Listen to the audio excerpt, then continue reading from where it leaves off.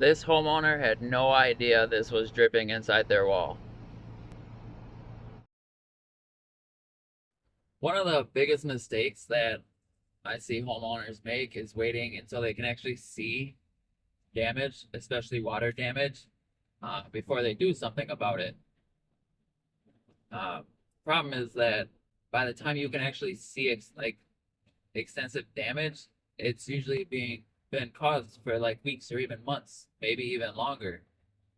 I was on a job recently where there was water leaking inside the wall, and from the outside you couldn't really see. The neighbor had noticed that their carpet was wet and asked me to look at it, but you couldn't see the leak.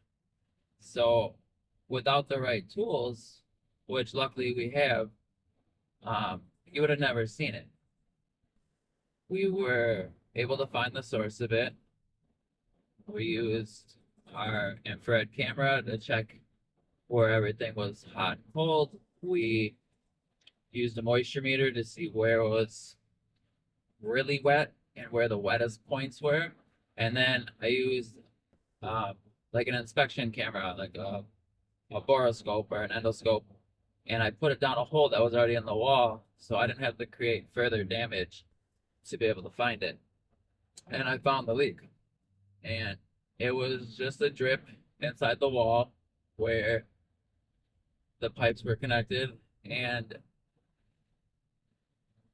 they would have never found it if that carpet didn't get wet and if they couldn't find someone that had the right tools and did it the right way.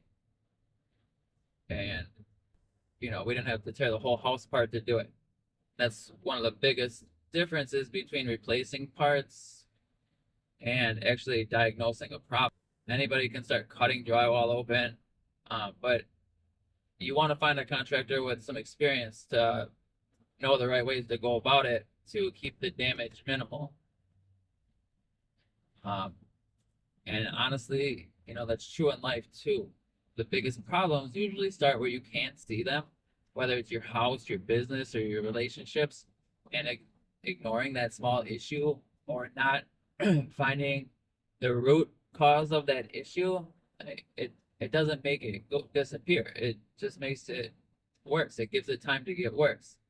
So I always tell people, like, inspect first and understand the problem and why it's actually happening, and then fix it the right way.